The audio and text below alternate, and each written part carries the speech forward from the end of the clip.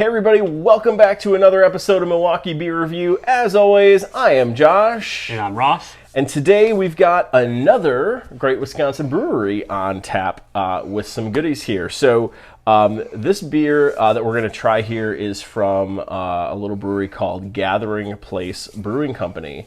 So a little bit about them. They did open back in 2017. They're based here in Milwaukee off of Vienna Street. Pretty traditional brewery. Brewing pretty traditional beer recipes while adding some unique kind of components and adjuncts into their beers. It's a nice little place. I mean, it's not a big place and everything, but they do have a nice space there, very clean.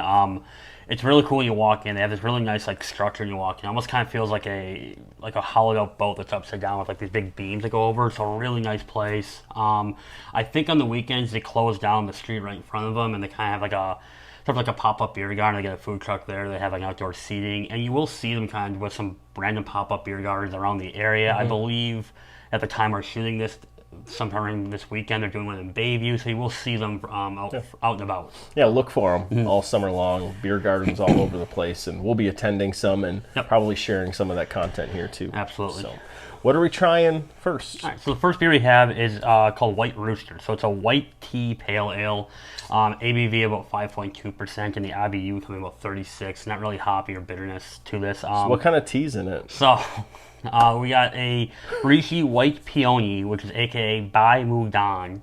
Well done. I think that's how you say it. I think you did it. So it's got a little citrus to it, and then some saffir hops. Words are hard. Hey, he's got this nailed today. Yeah. So we're in really good shape. Let's get the White Rooster in the glass and check it out. All right, get this open. Expecting this to be gold and... Yeah. Oh, yeah.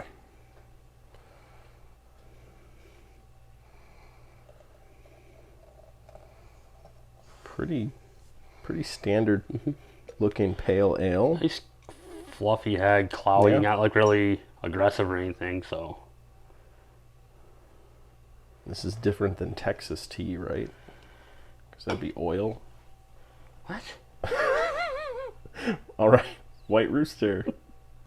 All right, before we get a little nose on this, we wanted to make one little call out here on these beers. These are brand new releases, right? As of May 22nd, they just released these. They are still available on their site, so definitely go look for them. But yeah, brand new beers at Gathering Place. So cool. So go try to find this stuff, and we'll let you know if it's any good before you do. All right. Let's get a little nose on it.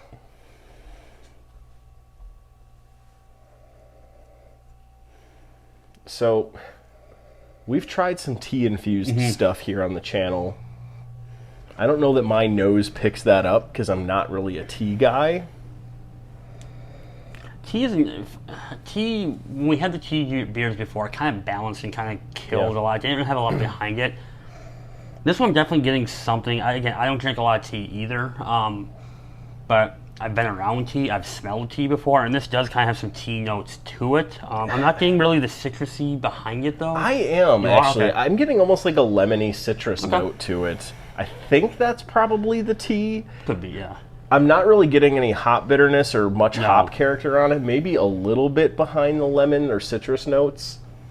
But for the most part, I'm just getting kind of that light lemon citrus note. It's cloudy beer, on the though. nose, yeah. Tea-infused beers tend to be fairly subtle, too. So I'm kind of curious to check this out. So let's dive in. Cheers. Cheers.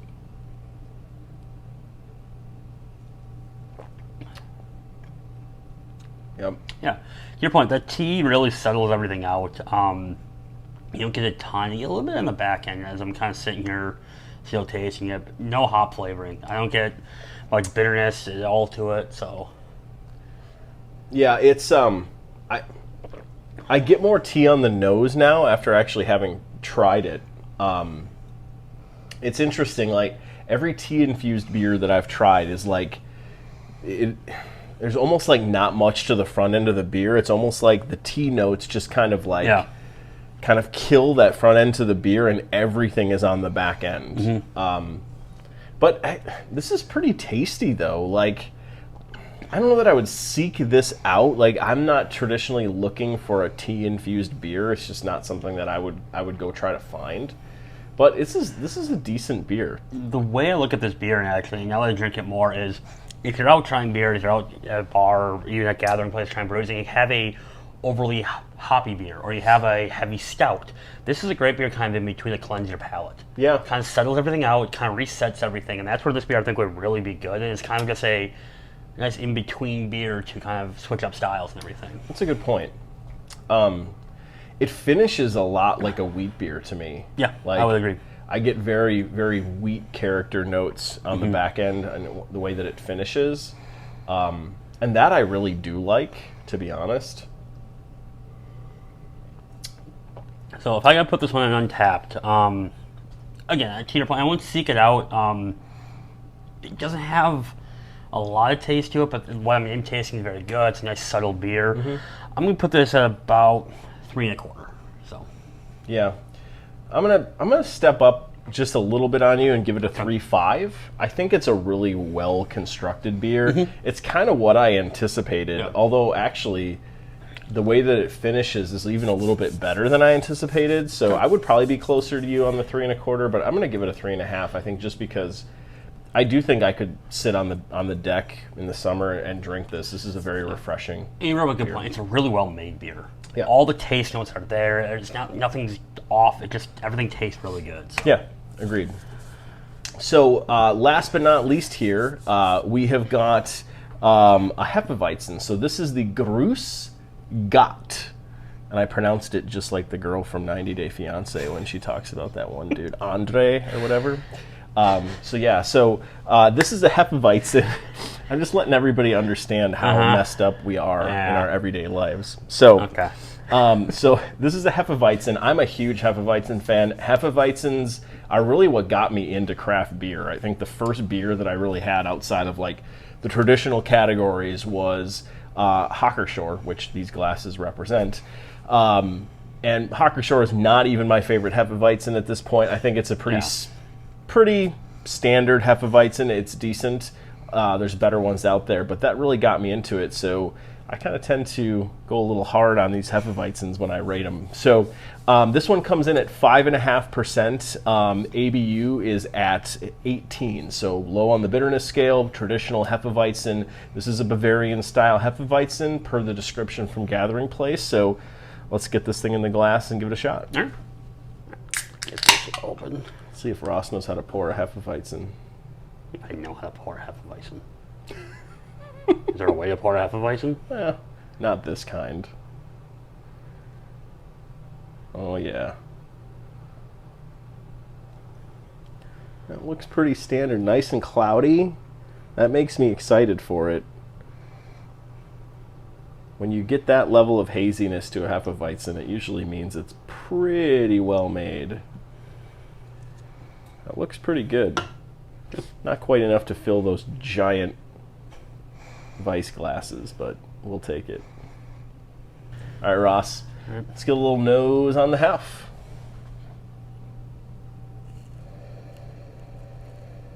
Yeah. Yeah, it's a traditional Hefeweizen. Everything's there. Yeah. Definitely getting those traditional banana, clove notes. A little bit of lemon citrus I'm almost getting off of it. I wonder how much of that's coming from the white Rooster. But yeah, it smells like a traditional Hef. Yeah. Well, all right. Let's give it a shot. Cheers. Cheers.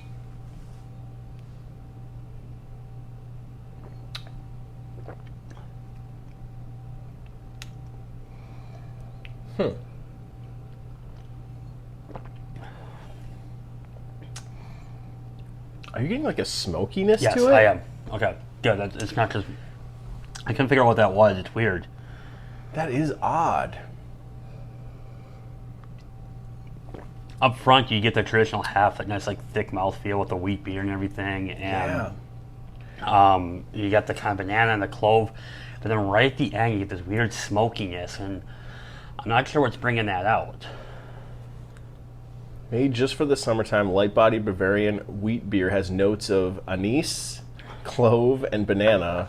from a unique yeast strain is complemented by an herbal, spicy German noble hop aroma. I don't think that's the hops.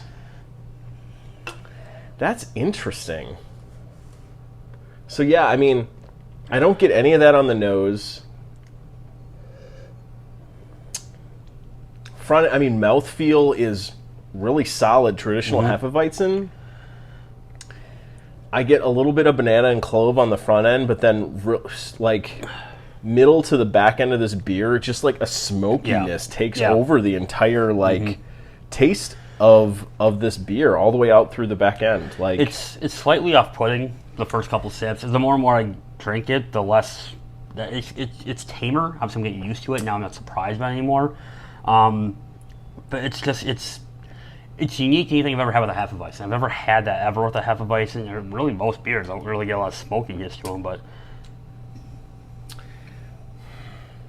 I don't hate it. I don't like it either. Like I feel like I had a ton.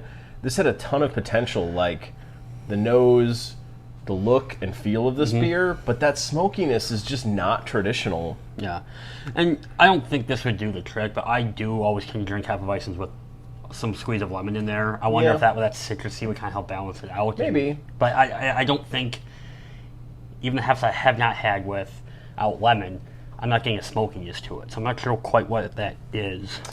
Yeah. I mean, I'll be honest. I do like this. I think they're real close on this to a traditional Hefeweizen, and maybe that's what they were going for with this. I'm probably going to put this, though... I'm probably going to put this at a 3. Only because that smokiness really is a turnoff to me. If I'm going to go for traditional Bavarian-style Hefeweizen, I don't really want that taste note on the beer. Like, that's just not something that I expect, so it is off-putting to me. Yeah. I'm actually going to completely agree. I'm going to go with 3 as well.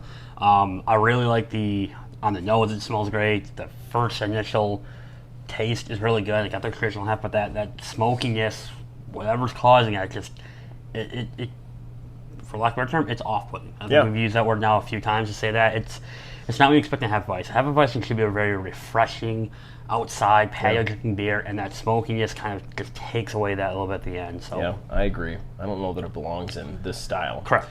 But that's our opinion. Yeah. Maybe some people agree, maybe some people don't. If you do or you don't agree, check us out on our social media platforms. Let us know what you think. Hit us up in the comments here on YouTube and let us know if you agree or disagree, or if you have tried Grus, Gott. Definitely let us know. Good stuff here from Gathering Place. Lots more coming from them, I'm sure, as we continue to put out content here on the channel. But like I said, check us out on the rest of our social media platforms. We got Facebook going, Untappd, Instagram, Twitter. You can find us here, obviously, on YouTube. Like, comment, and subscribe. Hit the bell icon.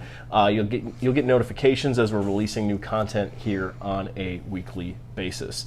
A lot more to come here this summer, a lot more beers to go, a lot more breweries on the way. So stick around and check us out in the next episode. Thanks, everyone. Bye-bye. Bye.